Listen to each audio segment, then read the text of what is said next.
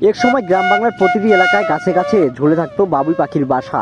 নিখুঁত কারুকার্যময় এই বাসা সময়ের সঙ্গে সঙ্গে যে দৃশ্য এখন প্রায় বিলুপ্ত, তবুও গ্রামীণ প্রকৃতির মাঝে হারিয়ে যাওয়া ঐতিহ্যের এক ঝলক দেখা গেল দিনাজপুরের খানসামা উপজেলায়। সেখানে একটি খেজুর গাছে দেখা মিলেছে বাবুই পাখির বেশ কয়েকটি বাসা। অনেকেই দাঁড়িয়ে আছে সেই খেজুর গাছের নিচে, দেখছেন বাবুই পাখির ব্যস্ততা, বাসা তৈরির নিখুঁত নিপুণতা।